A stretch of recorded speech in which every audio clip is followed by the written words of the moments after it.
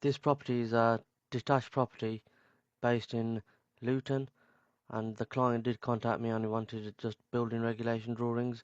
The reason why we are just doing building regulation drawings for this extension is because the property already has permitted development rights, and this means that we do not require planning permission, which will take up to 8 weeks for approval. And because we do not need planning permission, we can just submit a building notice or do a building regulations plan, and once that's submitted to the council and been approved and payments have been made, we can carry out the construction work.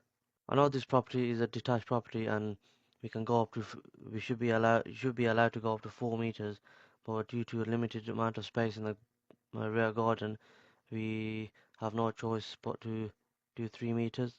So at the rear of the property in the new extension will be an open plan kitchen, and the client wanted us to introduce a bifold door and also like a vision panel, and along beside the vision panel he wanted to introduce a window for the kitchen worktop. And to create an open plan kitchen and living and dining, we need to create an opening in the load bearing wall, and in order for us to do this we need to introduce a beam that will be spanning between both of the between the openings itself. We have also introduced a utility room for washing machines, tumble dryers and a small kitchen, and also we have introduced a small storage area at the back of the property. This is a cross-section detail of the extension itself.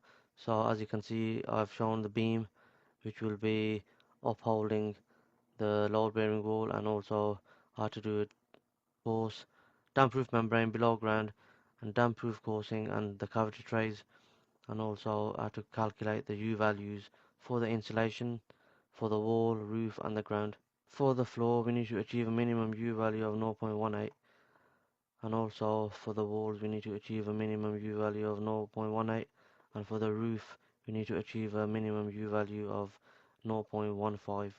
As you can see in building regulations part L document, the roof needs to achieve 0.15, the walls need to achieve 0.18, and floors need to achieve 0.18. This is a new fabric element within an existing dwelling. So basically we are talking this doc this is referring to an extension.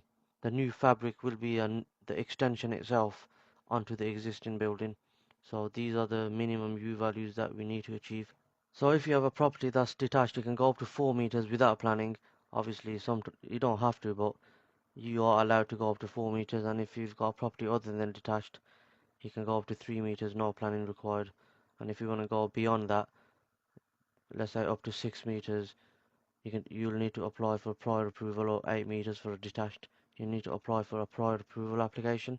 And also, just because you do not require planning permission, that doesn't mean that you can just start building the works and carrying out the construction works. You still need to notify the council by submitting a building notice or a full building regulations plan.